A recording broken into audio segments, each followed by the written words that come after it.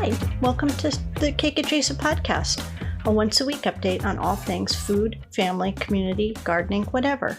We call it SideCar.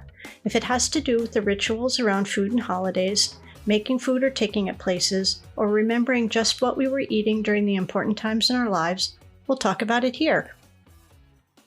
So hey friends, May is a hard month for me, but I will be honest and say that it is a month that is getting less hard and is just a freaking drag. Here's the thing. I often try to be elsewhere this weekend because it's the weekend my father died, now 10 years ago. Right now, I am writing and recording this from Ben's parents on the Elizabeth River, which is in southeastern Virginia. It is pretty peaceful, it is damp and foggy, the air is very heavy, and where a baby tree from a tree my father planted 35 years ago has been transplanted and is thriving, and where I can sit out on the dock and count the birds. Here I can work in the garden and clean the pool and do crafts, all the stuff I can do at home, but somehow it's more relaxing when it's at someone else's house. On this weekend for the last 10 years, I have been elsewhere. I've been in Hawaii, the UK, the Outer Banks, Connecticut, Cape Cod, the Eastern Shore, and of course, Northern Virginia. I traveled miles and miles to realize that you can't just cast your sorrows from you and hope that the trade winds would bear them away, because that's just not how grief works. For the first few years, I was sure that I would get some sort of sign that my father was with me somehow, and I was looking everywhere, and it wasn't until I went to the UK that I realized he's always been with me. I just needed to, clean out some of the grief in the rooms of my soul in order to make room for the good memories to fill in. So now, this anniversary is a day I remember, but it's different. I try to celebrate my father's life and my relationship with him every day, so I don't need to have one day where I am purposefully sad, if that makes any sense. If you listen to the Two Chocolate Cakes podcast, you know that my father was a flawed human being, like we're all flawed human beings, but I loved him so very much. And I miss being able to pick up the phone and just give him a call just to talk or shoot the shit about the Red Sox or ask him a specific question about something happening with the Roses or whatever. And no matter how much time passes, I will never not miss that because there's literally no one else in my life I can call for that. And if you follow me on Twitter, you know that I am struggling mightily with my mother right now in the wake of my stepfather's death last year, a year next week. And I can tell you it is a completely different experience to be dealing with her as she ages than it was with my father. Because I guess people are different. And that's all I'll say about that, because honestly, I cannot be trusted to say more because I absolutely will blurt out something that I cannot take back.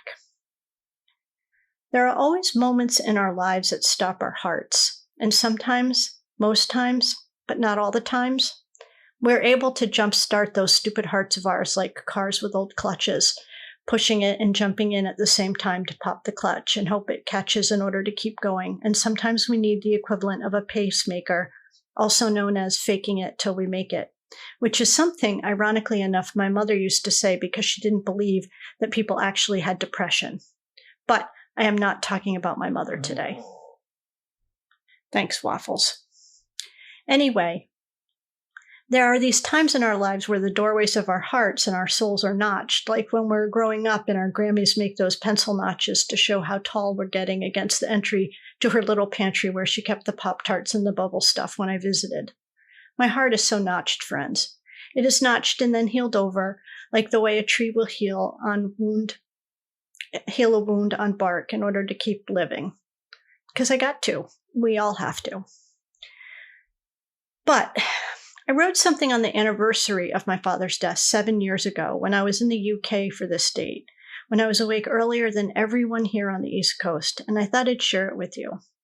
I told you a little bit about my trip to Wales to stay with my pen pal and her husband in the last sidecar, but what I didn't tell you was that I purposely planned for it over this date. Here it is. It isn't even dawn on the East Coast of the United States yet, but it is almost 11 a.m. here in Wales, and on this day 7 years ago, 12 hours from now, my father died.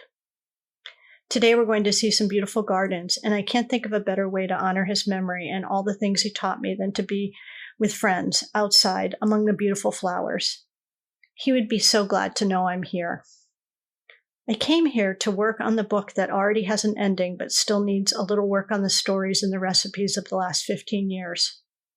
I think about how many of you I've met in the last 7 years and how I have just found some of you again after a long absence. So many of you didn't know my dad. So here's what I wrote for his memorial service that we had at his very last, most beautiful garden with some of his favorite people on Father's Day, 2012.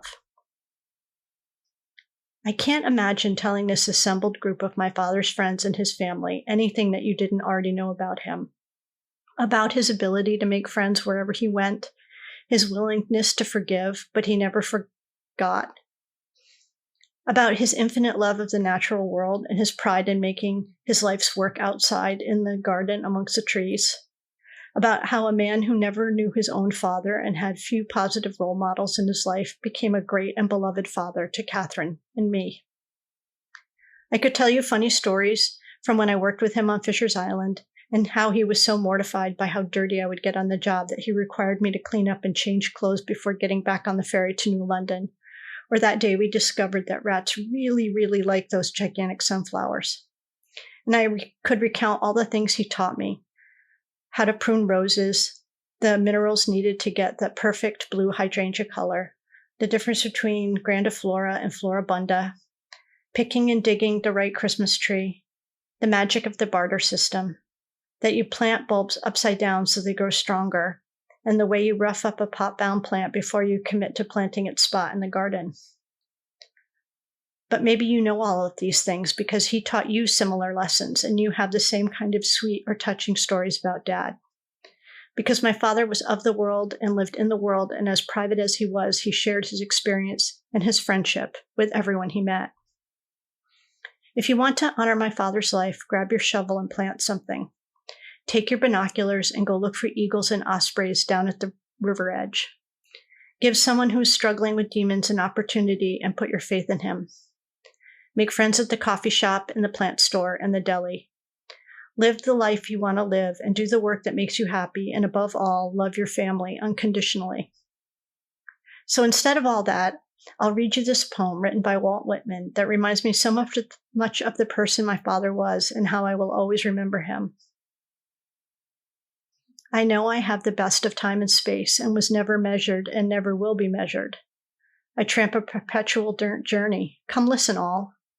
My signs are a rainproof coat, good shoes, and a staff cut from the woods. No friend of mine takes his ease in my chair. I have no chair, no church, no philosophy. I lead no man to a dinner table, library, exchange, but each man and each woman of you I lead upon a knoll, my left hand hooking you around the waist, my right hand pointing to landscapes of continents and the public road. Not I, not anyone else can travel that road for you. You must travel it for yourself. It is not far. It is within reach. Perhaps you have been on it since you were born and did not know. Perhaps it is everywhere on water and on land. The last scud of the day holds back for me. It flings my likeness after the rest, and true as any on the shadowed wilds. It coaxes me to vapor in the dusk. I depart as air, and I shake my white locks at the runaway sun. I effuse my flesh in eddies and drift it in lacy jags. I bequeath myself to the dirt to grow from the grass I love. If you want me again, look for me under your boot soles. You will hardly know who I am or what I mean, but I shall be good health to you nevertheless, and filter and fiber your blood. Failing to fetch me at first, keep encouraged. Missing me one place, search another. I stop, somewhere, waiting for you. In reading this from 10 years ago, I'm reminded of another piece of that same poem that I believe my father taught me, and it is only now, on this day, that I am realizing it. Let me pass this on to you. If you are in a place where you are seeking and not finding, in a place of marking time but not moving on, making those notches on your heart and wondering if the wound would will ever heal it over. Long have you timidly waited, holding a plank by the shore. Now I will you to be a bold swimmer, to jump off in the midst of the sea, rise again, nod to me, shout, and laughingly dash with your hair. Okay, I promise this will be the last melancholy sidecar for a while. Maybe. I don't know. I have layers. I'm complicated. Okay, moving on. I didn't go to the farmer's market this week because I am not home this weekend, but this week is the first week of June, and there are a veritable cornucopia of food holidays to share with you. I covered the end of May in the last podcast, so I'm not going to do it again. I'm just going to start right the hell up with June. First up, all of the month holidays, starting with my favorite, which is National Candy Month, which, as you know, is every month for me.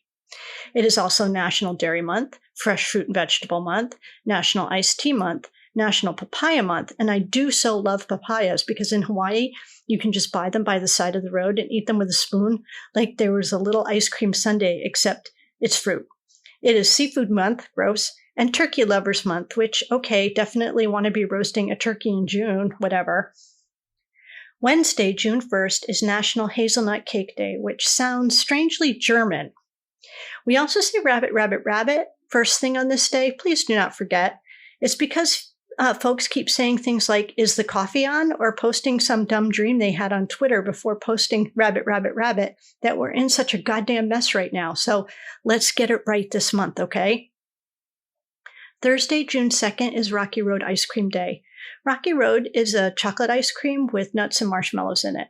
It's fine, but I think it's really one of those original stunt ice creams, if you ask me. Friday, June 30th is National Egg Day, and considering that eggs are in so many things that I love, I'm shocked there's only one day. Incredible Edible Egg only gets one day. Fire your ad agency, eggs. As it's also the first Friday in June, it is Donut Day, but frankly, I don't accept that Donut Day is just the first Friday in June. Donut Day is every Friday of every month and some other days of the week as well. I don't make the rules. Saturday, June 4th is a big day for some reason. It's National Cheese Day, as well as National Applesauce Cake Day, National Frozen Yogurt Day, and National Cognac Day. And let's just say, I like cheese. And finally, Sunday, the 5th of June, is Gingerbread Day, which would be fine if we were in another hemisphere, but we are not. So gingerbread in June is a non-starter. Okay, so those are the food holidays. In other news, have you heard about this new podcast I'm doing? So I know this is a common refrain, but, quote, if you follow me on Twitter, unquote, you know that Jen, also known as Jen Runs with Dogs, also known as GR Mom from Golden Ratio, and Professor Jen Golbeck and I have been talking for almost 2 years about starting a podcast called The Agenda, where we would talk to and interview other Jens and Yens. And even though it seemed like it was a running joke, we actually recorded our first rather sloppy but awesome episode last week. And you can find the Agenda podcast with a J instead of a G because, you know, it's our name, Jen, now on all the platforms. And the very first inaugural episode should drop this week, Monday, I think, and hopefully every other week in the future. And just a reminder that we're doing this remotely with the barest of notes and outlines, also known as winging it. So there's a lot of goofy talking over each other to start while we figure out a system for all this. And you don't get to see all the crazy hand gestures, funny hats, and silly faces we make at each other. But suffice it to say that you will get to see all of that and more when we become super famous. And we are doing our live shows in stadiums. And if you follow us on Twitter, you know we will absolutely make famous happen, and you will be the first to hear about it. And one more thing before I go. Have I told you how much I love fireflies? Well, okay, now you know. I love fireflies. Okay, friends, I hope that you have a good week. Make good choices, and don't forget that watering deep and slow is usually far better for your plants than a sprinkle with your watering can, or what my father would say, a lick and a promise.